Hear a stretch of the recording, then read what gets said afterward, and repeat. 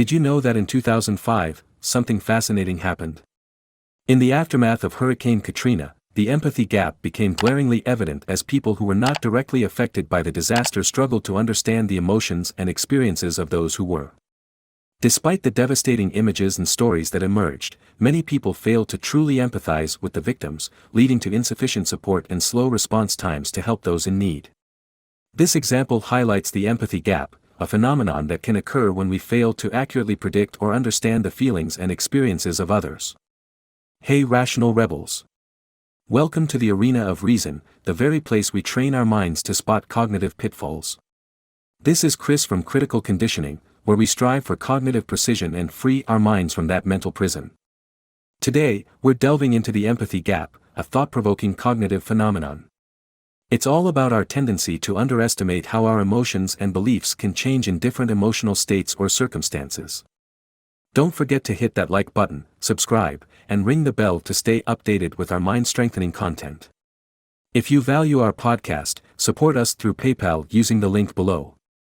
Please share this episode on the empathy gap with someone who might find it enlightening. Let's learn together. Let's begin. Now, let's dive into some concrete studies that have been conducted to explore the empathy gap. One study conducted by researchers at Carnegie Mellon University examined how the empathy gap affected people's perceptions of pain.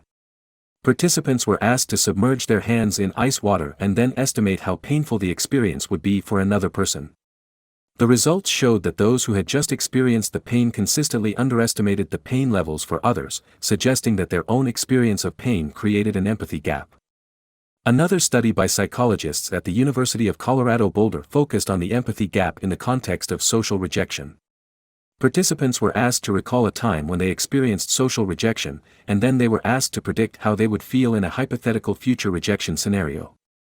The results indicated that participants who were not currently feeling rejected underestimated the intensity of the emotional pain they would feel in the future, demonstrating an empathy gap in understanding their own emotional reactions.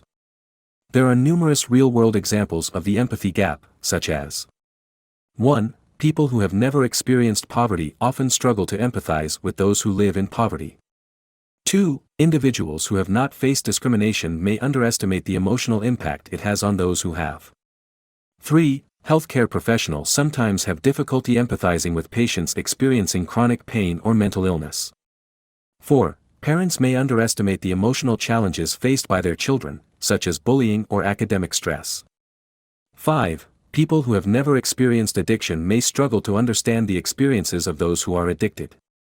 6. Those who have not been through a natural disaster may underestimate the emotional toll it takes on survivors. 7. People who have never experienced a mental health crisis may fail to understand the emotions and challenges faced by those who have. In terms of individual differences, various factors can contribute to someone being more at risk of falling for the empathy gap. Some of these factors include age, gender, personality traits, and cultural background. For example, research has shown that women tend to be more empathetic than men, while younger individuals may struggle more with empathy due to their still developing emotional intelligence. Additionally, people with high levels of narcissism or low emotional intelligence may be more prone to the empathy gap, as they may struggle to understand and connect with the emotions of others. To help you spot the empathy gap, here are a few tips. 1. Be aware of your own emotional state. Recognize that your emotions can influence your ability to empathize with others. 2. Practice active listening. Engage with others and truly listen to their experiences and emotions without judgment. 3. Look for nonverbal cues. Pay attention to body language, facial expressions, and tone of voice to better understand how someone is feeling. To avoid falling victim to the empathy gap, consider these strategies. 1. Develop emotional intelligence. Work on understanding and managing your own emotions and learning to empathize with others. 2. Engage in perspective taking. Make an effort to put yourself in someone else's shoes and imagine what they might be feeling or experiencing. 3. Expose yourself to diverse experiences. Interact with people from different backgrounds and seek out stories that challenge your assumptions and biases. In conclusion, the empathy gap is a psychological phenomenon that affects our ability to accurately predict and understand the feelings and experiences of others.